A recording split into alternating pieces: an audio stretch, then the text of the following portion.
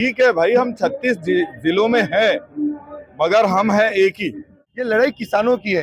रोटी कपड़ा मकान देने का ही सरकार का काम रहता है। आज अगर हमको रोटी नहीं है तो सरकार को कहीं ना कहीं से उसका एडजस्टमेंट करना चाहिए।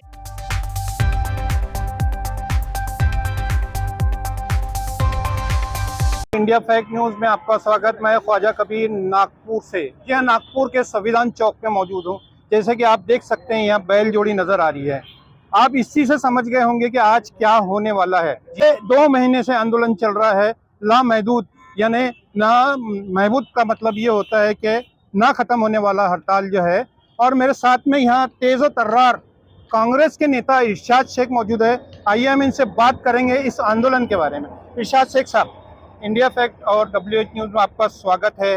ये आज का जो आंदोलन है किस सिलसिले में रखा गया है? जय हिंद दोस्तों, आप मीडिया के माध्यम से तमाम महाराष्ट्र के लोग नहीं, पूरा हिंदुस्तान देख रहा है जो 2 महीने से बेमुद्दत हड़ताल जो चालू है कुरैशी बिरादरी की। और ये लड़ाई सिर्फ कुरैशी बिरादरी की नहीं है, तमाम मुस्लिम समाज की है, तमाम अदर समाज की है। ये लड़ाई किसानों की है। एक किसान जब अपने एनिमल्स को खिलाता है, पिलाता है, तंदुरुस्त करता है, और वो एक बाजार से दूसरे बाजार जब बेचने के लिए जाता है, तो कुछ बहुत सारे असामाजिक तत्व है जिनके हम नाम नहीं लेना चाहते, ऐसे लोग जो गुंडागर्दी करते हैं, मॉब लिंचिंग करते हैं, उसके विरोध में भी हम यहाँ खड़े हैं। और हमारी कई एक पॉजिटिव जो हमारी मांगे है सरकार से, जो हमको ये मिला है, हम परमिट पे काम कर रहे हैं, लाइसेंस पे काम कर रहे हैं, उसके बावजूद भी असामाजिक तत्व हमको बहुत परेशान कर रहे हैं। और मॉब लिंचिंग हो रही है, हमारे साथ मारा जा रहा है, काटा जा रहा है, एक्सीडेंट होते हैं। और इसी के विरोध में आप तमाम नागपुर शहर, कामठी, पूरा एतराफ के लोग यहाँ पे आए संविधान चौक पे। और हमने सरकार से ऑटोमेटिक चौक से संविधान चौक तक के एक रैली मांगी थी, हमको उसकी परमिशन भी नहीं मिली। प्रशासन से हम बात करने के लिए जा रहे हैं तो प्रशासन भी हमें टाइम और वक्त नहीं दे रहा। हम नेताओं से बात करने के लिए जा रहे हैं जिनकी सरकार है, वो हमें वक्त और टाइम नहीं दे पा रही। क्या मुख्य मांगे क्या रखी गई है? हमारी मुख्य मांगे, हमारे कुरैश बिरादरी के युवा अध्यक्ष है, मैं नाजिम भाई को बताना चाहूंगा कि नाजिम भाई हमारी जो मुख्य मांगे वो बताएं। अच्छा, क्या मुख्य मांगे आपने रखा है? अभी कलेक्टर के पास आप लोग जाएंगे, आप अपनी क्या डिमांड रखेंगे उसके अंदर? सर, हम जो डिमांड है हमारा पूरा लीगल वे से ही हम लोग चाहते हैं। हम सरकार से ये चाहते हैं कि 2015 के कानून में जो सरकार ने हमारे लिए प्रावधान रखा है, वो कानून के हिसाब से हमको इजी वे के अंदर सागू डॉक्यूमेंट एक ही छत के नीचे बनाया जाए।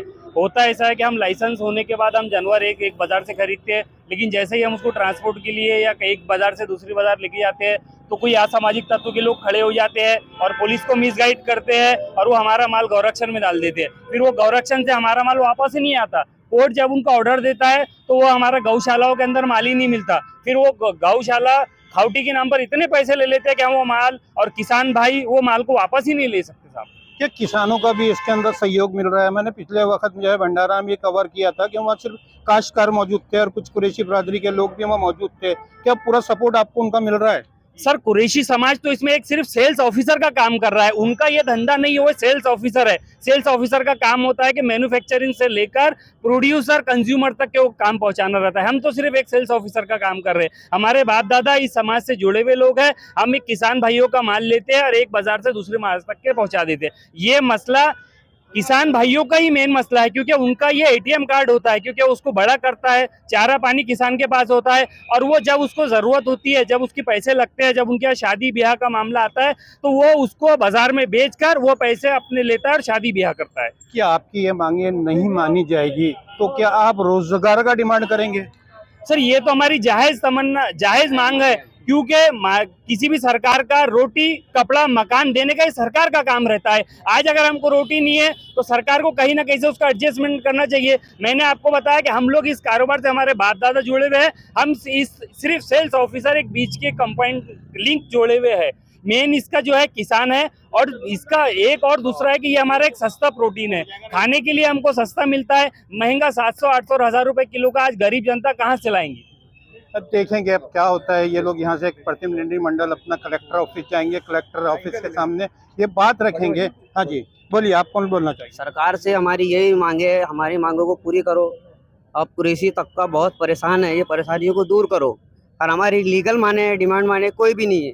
हमारी लीगल माने किसी कोई सुने तो नहीं आती, कोई गवर्नमेंट कोई कान पे बात नहीं ले रही और कोई कान पे जू नहीं ले रही। हम इस कदर तकलीफ में, इससे पहली बात तो किसान जानवर को बड़ा करता है, परवरिश करता है, उसके बाद में मार्केट में लाके कुरेशियों को बेचता है। लीगल हमारा कोई ऐसा कटिंग का काम नहीं है। हम इस बाजार से दूसरे बाजार माल लेकर आते हैं, उसको तंदुरुस्त करते हैं, अपने घर पे ले आके दूसरे बाजार में बेचते हैं। उस पर भी हमें आपत्ति है, पकड़ के हमें मार तोड़ करा जाता है और हमें मार तोड़ के हमें से वसूली किया जाता है।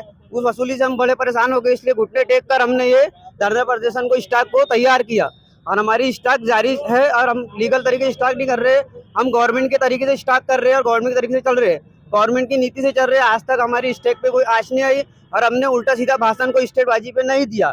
हम उस तरीके से हमारी मांग को सरकार से ले खड़े और हमारी मांग को जल्द से जल्द पूरी करो और हमारी परेशानियों को दूर करो। हमारी यही मांग है सरकार से, जो हमारे रोड पे आपत्ति है रोड को क्लियर करो, हमारी जो गाड़ी लूटे जाती है उसको क्लियर करो, हम पे जो परेशानी है उसको क्लियर करो। अगर इस तरीके अगर आप नहीं करते हैं तो हम बहुत तकलीफ में आ जाएंगे, हम रोडों पे निकल जाएंगे, हमारी परेशानी बढ़ जाएंगी।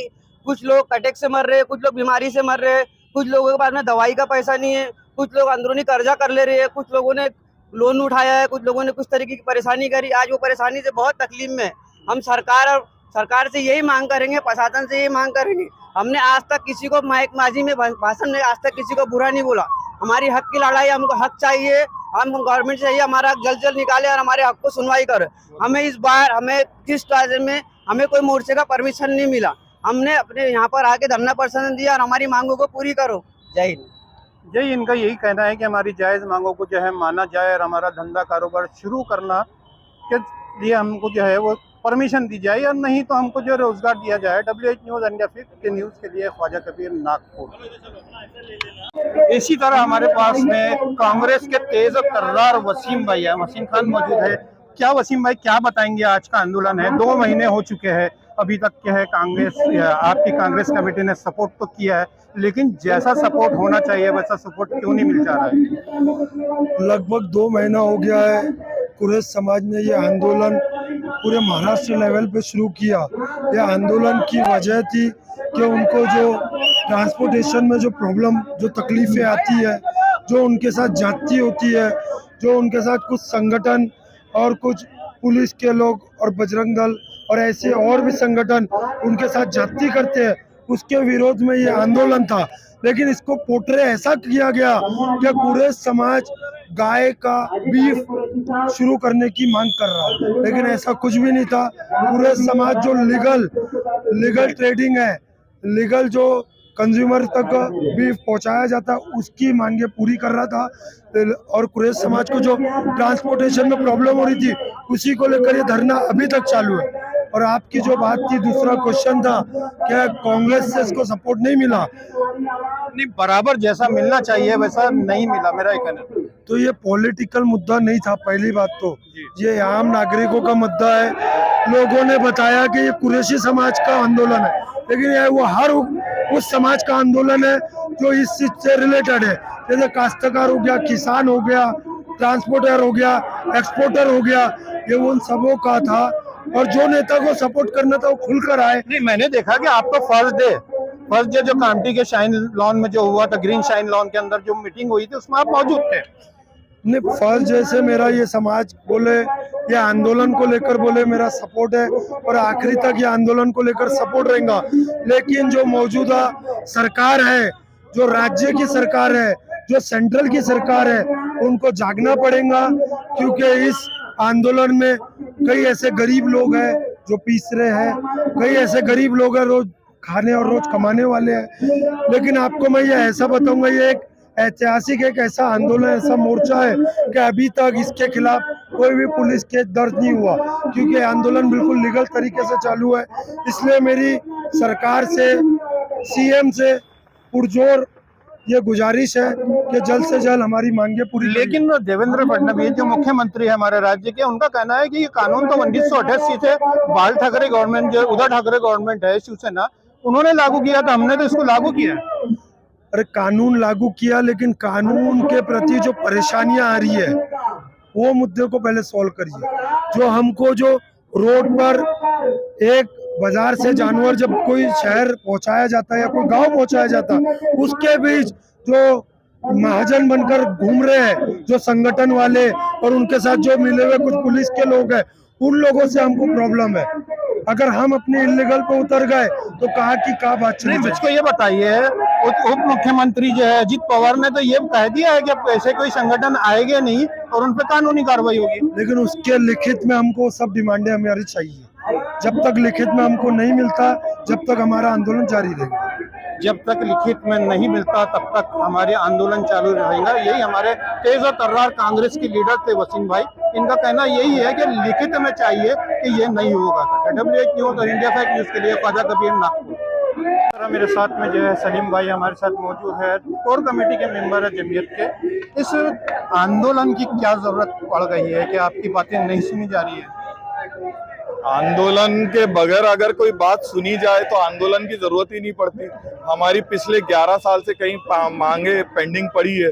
सरकार हमारे कारोबार से रेवेन्यू तो कमाना चाहती है, मगर हमारे को सहूलतें देना नहीं चाहती है सरकार। रेवेन्यू की बात किया आपने, सरकार को अभी तक कितना नुकसान हो गया है? अभी जिस समय से एहतजाज शुरू हुआ है ऑलमोस्ट 2 महीने के करीब हो गया है, तो अलग अलग सेंसेस, अलग अलग डाटे के हिसाब से तकरीबन 20,000 करोड़ का नुकसान हो चुका है export revenue on animal products. मैंने देखा है कि ये जो है आपका औरंगाबाद अलग होता है, अकोला अलग होता है, अमरावती अलग होता है, कामठी अलग होता है। यह संगठन एक ही तादाद में आके किसी एक शहर में ये आंदोलन नहीं कर सकते? हमारा जितना मुस्लिम समाज में जितना संगठित अगर कुरैशी समाज है, इतना कोई समाज नहीं है। अल्हम्दुलिल्लाह, आप हमको बांटने की जो बात कर रहे हैं, हम बटे हुए नहीं है। ठीक है भाई, हम 36 जिलों में हैं, मगर हम हैं एक ही। नहीं, मेरा बांटने का सवाल नहीं है, मेरा बांटना है कि संगठन एक दिखे, ताकत एक दिखे। इसका मेरा ये कहने का मतलब है, जैसा आपने कहा कि अगर आज नहीं मांगी गई, हम मुंबई की ओर जो है कूच करेंगे। जी बिल्कुल, हम मुंबई की ओर कूच करेंगे। अगर हमारी मांगे, अगर ये जो बीफ एक्सपोर्ट अगर रोका नहीं गया, हमारे लिए दुकानों के लिए अगर भैंसें उपलब्ध नहीं कराएगी, तो हम एक्सपोर्ट रोक देंगे। तो एक्सपोर्ट रोकने के लिए आपका स्लाइडर, जो बेफेलो स्लाइडर है, उसको कुछ करेंगे? उसको हम अलग अलग जो लीगल तरीके से ही रोका जाएगा। हम कोई भी ऐसा असंवैधानिक काम नहीं करेंगे। मेरा एक और सवाल था, ये आपकी मांगे अगर नहीं मानी गई, आप कलेक्टर के पास जाएंगे, तो क्या आप रोजगार की डिमांड करेंगे? रोजगार तो हमारा अल्लाह ने हमको पैदा होते साथ ही दिया हुआ है, हमारे को किसी के आगे हाथ फैलाने की जरूरत अभी नहीं। तो रोजगार बंद है और वो नहीं खोलना चाहते हैं। वो 1988 का कानून बता के जो है इसको बता रहे कि ये पिछली सरकार का कानून था, हमने उसको लागू किया। तो उसमें आप तो ये डिमांड करेंगे कि हमको रोजगार दें? नहीं, रोजगार हमारे को कोई मांगने की जरूरत नहीं है। हमारे पास ऑलरेडी हमारी कुरैश कम्युनिटी का छोटे से छोटा बच्चा कारोबार से लगा रहता है। जिस बात को आपने इलीगल कह दिया है, उस बात को हम चाह रहे हैं कि जो आप लीगल और इलीगल के डेफिनेशन को आप खुद ही आइडेंटिफाई करो और लीगल कारोबार को हमको आसानियां प्रोवाइड करो। क्या क्या आपको तकलीफें हो रही है? जो आप आसानी की बात कर रहे हैं, तो तकलीफें बताइए आप। जिस समय हिंदुस्तान आजाद हुआ था, तो 1800 के करीब स्लॉटर हाउसेस थे सिर्फ और सिर्फ महाराष्ट्र में। आज की तारीख में 37 भी नहीं है, 37 जो ऑपरेशनल है सरकार के द्वारा। आप हमको महाराष्ट्र में आने वाले वक्त में 1800 नहीं, कम से कम 1000 हर तालुके, हर डिस्ट्रिक्ट में, हर ग्राम पंचायत में या हर नगर परिषद में हमको स्लॉटर होना, बड़े बड़े जानवर का हमको स्लॉटर होना। उसके बाद हमारे को जितने बाजार है, बाजारों में खरीदी बिक्री की जो लीगल तरीके से होना हमको। आप क्या कहना चाहेंगे? हम तो यही कहना चाहेंगे कि हमारी जो मांग है, गवर्नमेंट या तो हमको बाहर प्रोवाइड कराए, नहीं तो फिर वो GNPT जो मुंबई से जो एक्सपोर्ट हो रहा है, नागपुर महाराष्ट्र की जनता का सस्ता प्रोटीन विदेशों में सप्लाई हो रहा है और महाराष्ट्र की जनता मीट से तरस रही है, तो ये सस्ता प्रोटीन गवर्नमेंट हमको उपलब्ध कराए। सप्लाई कहाँ से हो रहा है? जब आप और काश्तकार लोग जब माल ही नहीं बेच रहे और बिक नहीं रहा है, तो उनको सप्लाई कहाँ से हो रहा है? अभी तो नहीं हो रहा ना, 2 महीने से नहीं हो रहा ना। 2 महीने के बाद पहले तो चालू था ना, अभी भी एक्सपोर्ट चालू है और एक्सपोर्ट अभी भी बंद नहीं हुआ। हम एक्सपोर्ट में माल कहाँ से आ रहा है? देखिए साहब, कैसा है, एक प्रोसेस होता है कोई भी कारोबार को बंद होने के लिए। उनके पास डेड स्टॉक है, डेड स्टॉक को भी एक्सपोर्ट हो रहा है। कई कंपनियों के हेड ऑफिसेस महाराष्ट्र में है, उनके यूनिट महाराष्ट्र के बाहर भी है। महाराष्ट्र के यूनिट बंद है ना अभी, और महाराष्ट्र के यूनिट बंद है, मगर वो भी तो बंद होते होते उनको वक्त लग गया। हो सकता है अदर स्टेट से भी अदर स्टेट से हो रहा है। जो चीज महाराष्ट्र से चैनलाइज हो रही है या महाराष्ट्र के बाहर जा रही है उसको हम रोकेंगे ना। क्या आपका कोई इवेंट होने वाला है, जैसे fashion show, music concert, party या फिर मीटिंग, रिलीजियस फेस्टिवल या कोई और खास आयोजन? अगर हाँ, तो इसे और भी भव्य बनाने के लिए मीडिया कवरेज की जरूरत आपको होगी। हम आपको देंगे press coverage, media highlights, press conference की सुविधा। अब और इंतजार ना करें, अपने इवेंट को सुर्खियों में लाने के लिए अभी संपर्क करें 9098350946 पर।